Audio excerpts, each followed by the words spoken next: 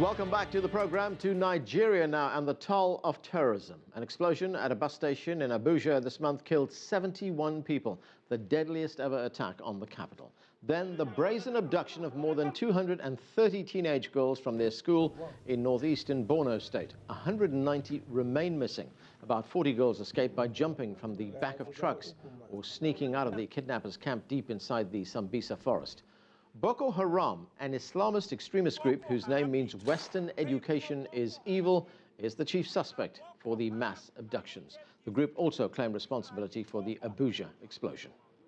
Why has Boko Haram been so active, especially in the past 3 months? Well, joining me now is former U.S. Ambassador to Nigeria, John Campbell. He's also author of the book Nigeria Dancing on the Brink. And in the studio are Franklin Ekechukwu. He is the director of Nigerians in Diaspora Organization America, and Jennifer Cooke. She is the director of the Africa program for the Center for Strategic and International Studies. Welcome to all of you to The Heat. Thank you. Ambassador Campbell, let me start with you. What are the origins of this conflict and this group, Boko Haram? The roots of Boko Haram go back to the late colonial period. An indigenous Islamist struggle against colonial domination and particularly a hostility towards Western education.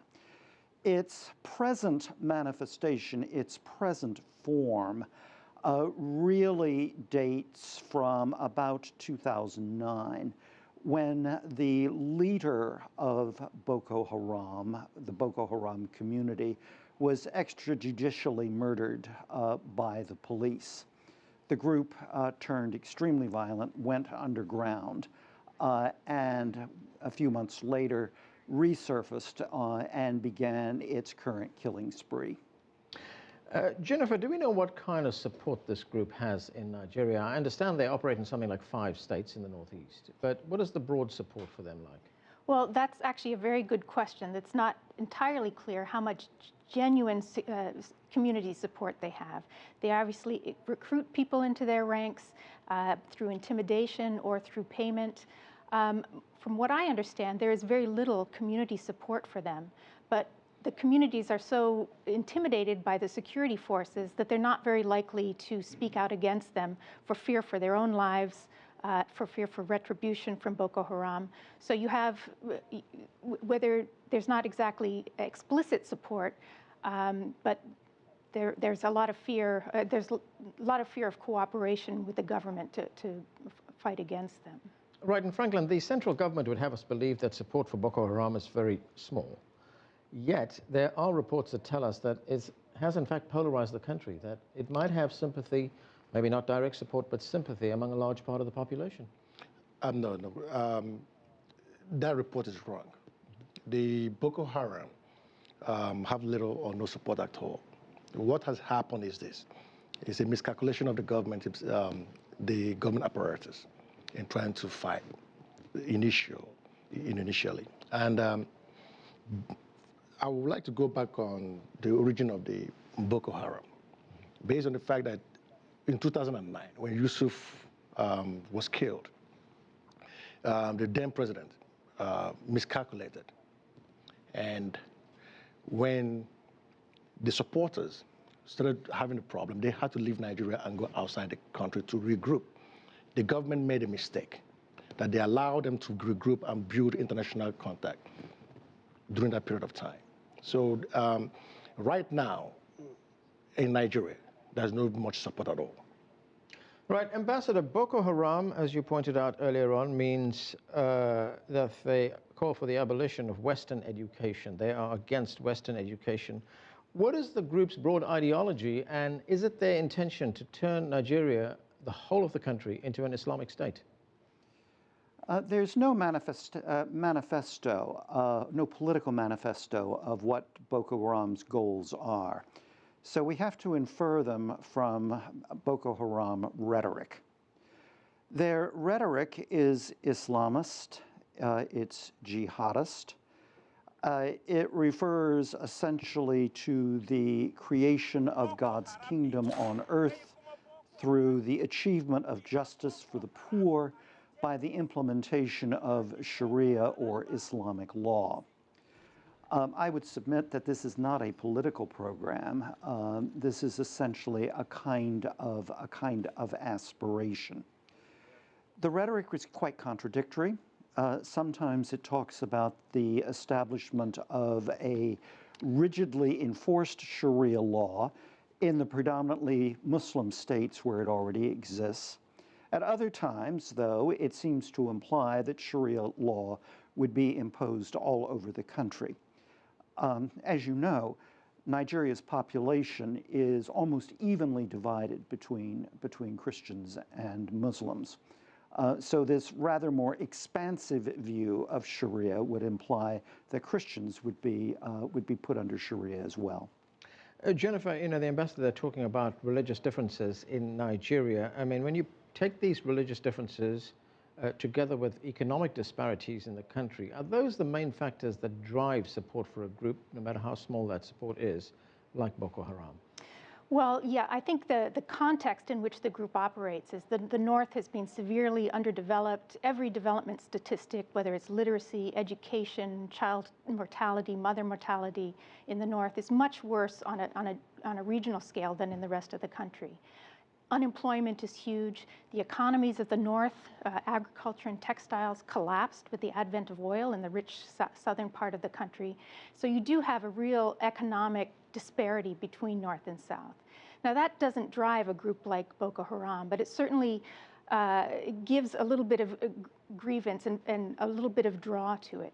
Boko Haram also reflects kind of a disillusionment with government authorities, and with traditional religious authorities who are kind of seen by that group as colluding with corrupt government officials. So there's a whole mishmash of issues that kind of create a permissive environment for this.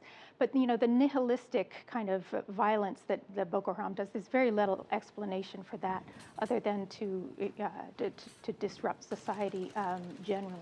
I do want to say that, as Professor Campbell, Ambassador Campbell said, there's no real manifesto for the group. And in fact, the group has been very fragmented and has evolved from Yusuf's vision, which was this very Sharia-like vision, to this broad gauge, you know, when it was young men throwing grenades at police stations, at bars, from motorbikes, to now this broad gauge violence, which is kidnapping girls, burning down dormitories where children are sleeping, targeting market people in Abuja, and with Muslims the victim of much of that violence. Right, and Franklin, when we hear that, I'm wondering, to what end is all this violence? Is it just for the reason, just to cause mayhem in the country? The problem of Boko Haram is not political, it's not religious, it's not tribal. It is an ideological problem. And it's a group of people that believe that Nigerians should be Islamic, and they try to do whatever it takes to make sure that Nigerians are. Okay, let me ask you this. President Goodluck Jonathan says Boko Haram is temporary. That's what he said it is. We will get over it, he said. It is temporary. But will Nigeria get over it? Is it temporary? I mean, is the president implying here that there's a military solution to this? No. What the president the president now wants to use a holistic approach to solving Boko Haram. Members of Boko Haram are very poor. Some of them are uneducated. And when Yusuf was in charge of Boko Haram, he's not violent.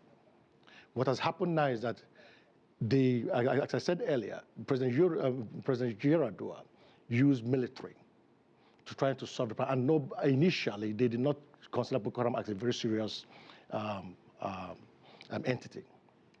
But what has happened now is that they have actually, the president is now wants to use, one, diplomatic, political. The problem, he missed a vacuum when, earlier on, when he's supposed to have called, when he won the election in 2011, what he would have done is to step up and make a bold step towards Boko Haram. But they started playing a ping pong, political ping pong, blaming each other on that particular sect. And then he missed an opportunity. But right now, as of yesterday, there's a National Security Council meeting called between the governors and also the other political parties. What Nigerians need to do is to come together and face it, that it's now a national problem. It's no longer a particular sect problem. Okay, Ambassador Campbell, is there any evidence to show that the government may have changed its tactics on how to handle this group? I mean, as we just heard Franklin here say, look, they are going to now adopt diplomatic means, political means, or as he put it, holistic means. Does the government need to show that it's going to pour more resources into this particular part of the country to take away the reasons for the existence of a group like this, mainly economic? Yes, it does. The government does have to show that it has changed its policy, and that its policy has changed beyond simply its rhetoric. I would like to go back to a point that Jennifer made earlier that I think is absolutely dead on, and that is that many people in the North feel caught between Boko Haram on the one hand and the security services on the other. There have been numerous credible reports from human rights organizations of significant security service abuses of the local population. That has got to change. The government has to demonstrate that it really is now going to follow a counterinsurgency policy towards the North rather than a counterterrorism approach. I think Franklin is absolutely correct when he says that the government now recognizes that Boko Haram is not solely an issue for the isolated northeast of the country, but has become a national problem. Jennifer, here's a question. What kind of support is Nigeria getting in its fight against Boko Haram from foreign sources, particularly the United States? I mean, the United States must have some influence there. Nigeria is one of its biggest trading partners. It supplies a fifth of the United States oil, 11% of oil imports, and it has the seventh largest trade surplus with the US of any country. So is there any influence from Washington that we see evident here? Well, I think, one, the Nigerian security forces have been somewhat reluctant to kind of embrace U.S. engagement too fully. They want to be fully in charge and demonstrate themselves as being so. There are a number of foreign security companies that are working with the Nigerian military on that front. But look, the U.S. almost certainly is providing kind of intelligence assistance, helping the intelligence agencies coordinate better. There's a dilemma for the U.S. in working directly with the security forces because of the allegations of human rights abuses that Ambassador Campbell referred to. And I think what the U.S. is trying to do is press on the idea that you do need this counterinsurgency approach. We've learned some lessons the hard and difficult way in Iraq and Afghanistan on what you need to do to win over communities to combat something that's so diffuse and kind of fluid as something like Boko Haram. So I think that's where the U.S. is pushing.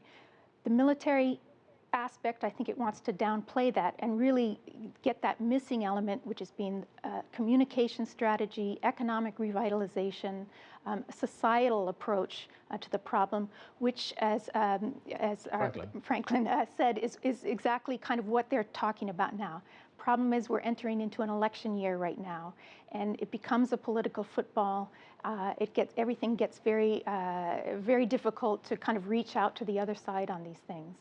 And it may be a little late for some of the initiatives we see, but it's a good step. Franklin, here's a broad question. Nigeria is one of Africa's biggest economies. Yes. It's also Africa's biggest oil producer.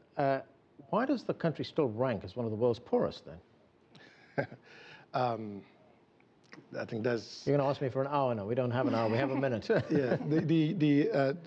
Let me say this. I know when such questions are asked, people will say corruption, leadership, bad leadership, and all that. But one thing I will say is this, that the present leadership has made a strong effort in trying to eliminate some of those problems. And however, if you go back, Nigeria has been under military rule for almost 40-something years, and recently we just turned into the democratic. It will take time. And this present administration is working very hard in order to combat those things. And poverty, as you said, is in the northern part of Nigeria mostly. Why? Because some of the religious belief. One of them, some of them doesn't go to school, and education is totally zero in those northern part of Nigeria. And with time, all these things will be overcome. Okay, we're going to have to leave it there. We've run out of time. Thanks to all of you for joining us.